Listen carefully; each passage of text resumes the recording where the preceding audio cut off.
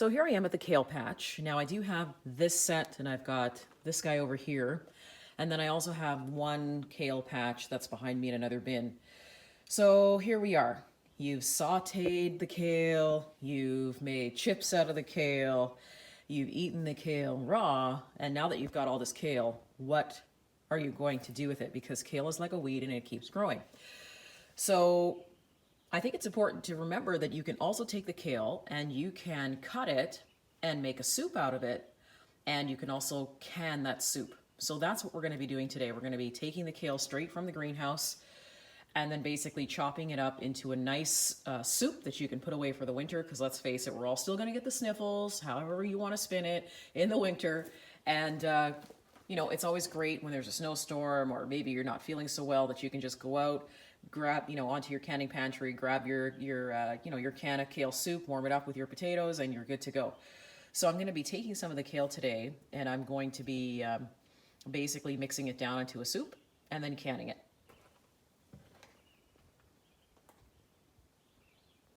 What you want to do is, if you do have a bunch of kale, you want to also take the tiny leaves as well, because they won't be as tough. Usually the bigger the leaves are, the tougher they are, and you'll have to sort of pull the sides of the leaf off of the stem if they're bigger, because the stems tend to be hard.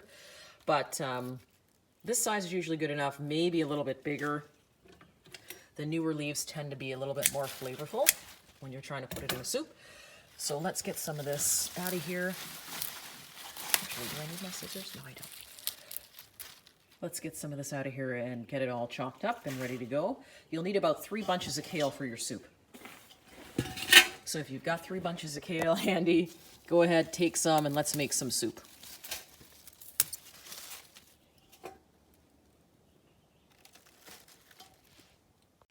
Okay guys, and I've moved on over just to the third kale patch here. Now this is a Mediterranean kale. This one's pretty awesome because I really don't find this one really hard to eat. It's super sweet. You know, if you like cabbage, if you've ever eaten a really sweet cabbage, this is what this kale tastes like. And it's a dwarf kale, so it doesn't really take up a whole lot of room. But we're going to add that to our soup too. Now the other thing, here's what I've collected. Here's my 3 bunches technically.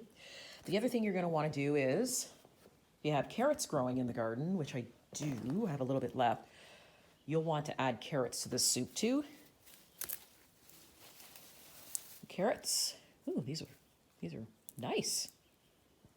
I wasn't expecting it to to be that well developed. Really good. Okay, add that to our bowl.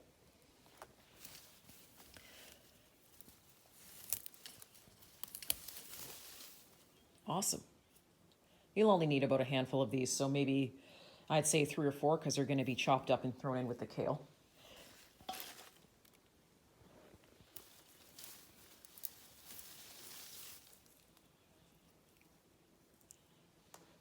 This is, it's really great to actually just grow your own stuff, even in these bins, because this is basically a farm to fork, you know, right from your own garden, right to your table the same day. Maybe I'll take one more. What do we got here? Oh, this one doesn't even want to come out of the ground. Oh, I lost him. Oh, here we go. We got a couple of little guys. They'll do. We'll clean them and chop them up. Okay, so the next thing that we're going to need is potatoes. Who doesn't like potatoes when they're sick? I love potatoes when I'm sick. So we've got our kale, we've got our carrots, and now we need some potatoes. So let's go take a look at the potato patch. So I'm out of the potato patch. Just shortly before I water this, I just wanted to show you the potato patch is now, especially with the heat, started to part. Actually, funny enough, right down the middle.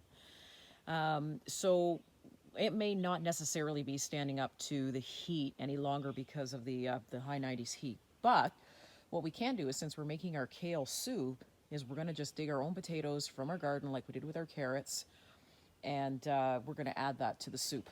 So I'm just going to take you in here and see if I can find some potatoes just in the parted section here, but you can see how now it's starting to yellow and the foliage has now started to fall back. So the potatoes are maturing, But I'm going to see if I can take some of the new potatoes out of here.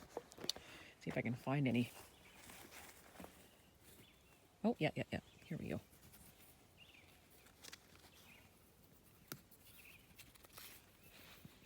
There we go. Actually, the potatoes are a really nice size, considering they're new.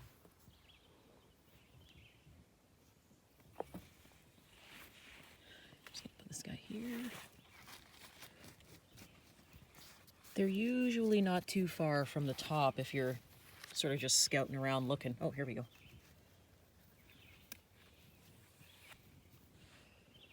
There we go.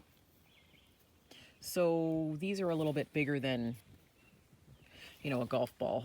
So what I'll be doing is digging out probably like 3 or 4 more and then chopping them up to add to the soup. Not bad. Fresh is the only way to go. And finally, we're gonna need some onion, definitely. Let's get some onion out of here. Just want a little bit of onion to add some nice flavor to the soup. We'll take a couple of these.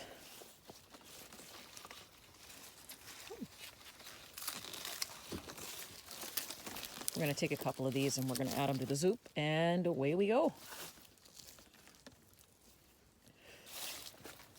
So, just in the process of watering this morning and getting that done, and then what we're going to do is go in and make our soup. Beautiful morning out. It's only 12, but it's going to be hot today. So I just want to get all the watering done first and then make the soup.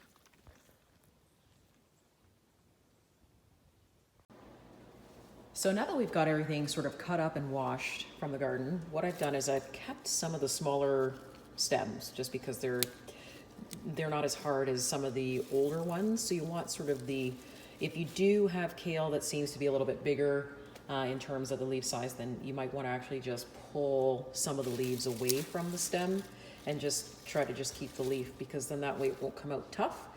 And for demonstration purposes, we have onion and carrot. If it's my carrots, I do not cut I don't take the skin off of it. Onions, and I do keep the green onions. And I have garlic scapes coming up.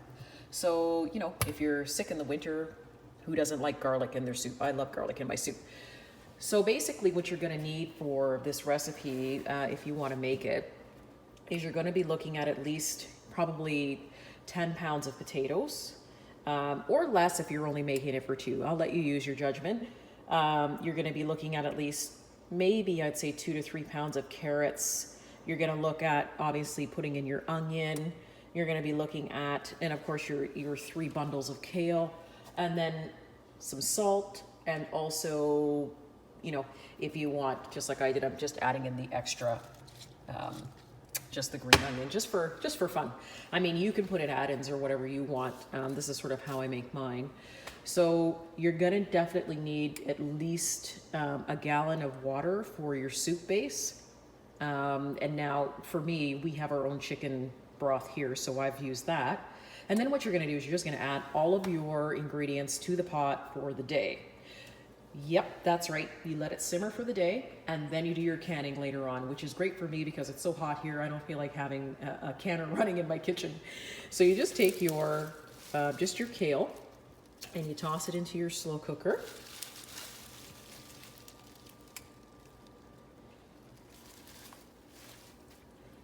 Sometimes kale grows like a weed and there's just too much kale to eat. So we're just going to preserve this, and when we do, we're going to keep it for the winter.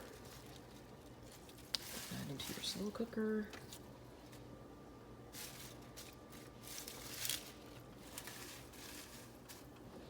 Obviously this will wilt down, it won't take up as much room.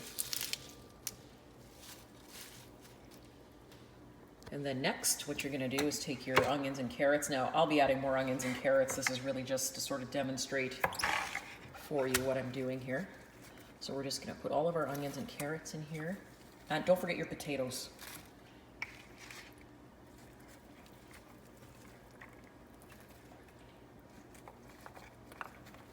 By simmering it for the day, it actually allows you some time to just get other things done. and you're not stuck in the kitchen for, 3 hours back to back trying to get stuff done. So we're gonna put all of our carrots in here. I still have lots of carrots left.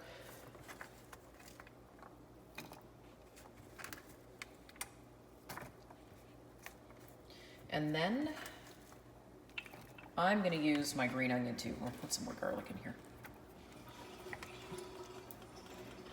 Let's get some green onion. Okay, so all I've done is just basically slash up whatever green onion came with the white onion I just picked. Put that in there.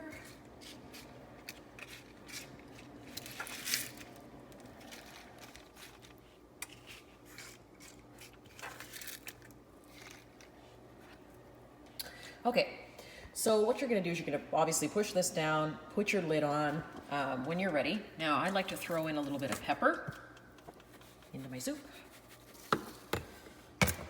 And if you're using, your own chicken broth, sometimes it needs a little salt. If not, there's no judgment here. If you're using, your bouillon or cubes or however you're using it, then obviously you would need to apply more salt. But since this doesn't really have any in it. And then now what I'm going to do is I'm going to go finish the chores and what I have to do for the day. And I'm going to let this simmer and wilt down. And then we're going to can it later. Okay guys, so we are at the point of filling. So basically this has been in the slow cooker for about 3 hours. So it's all ready to be put into the jars and then for us to can. Now, if you're canning in quarts, which is normally what I do, you would be processing this for 90 minutes. I'm gonna try for about 4 or 5 quarts, but you go ahead and you see how much you get out of it. But 90 minutes is what I'm gonna be processing this for once I fill the jars. And then we'll see the final results.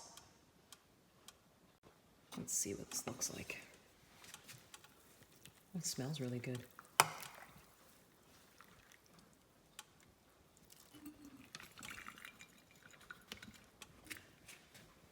Make sure to get some of that broth in there too. Looks great. I'm actually really happy with that. And then once we process it, the kale will wilt a little bit more, of course.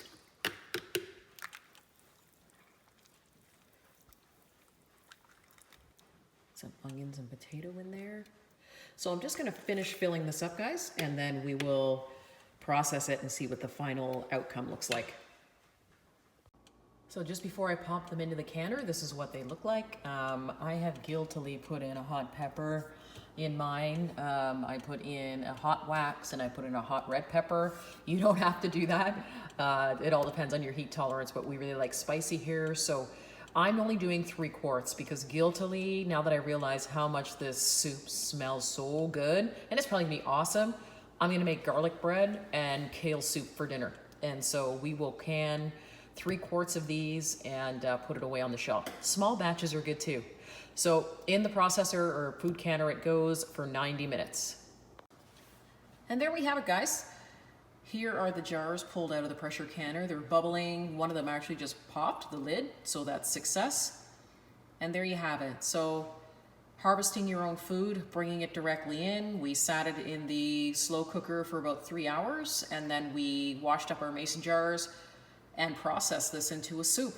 And now we can put it away on, in our pantry, and we're starting to get ahead here on our winter soups. Give it a try, see what you think. Let me know if you have any variations of kale soup.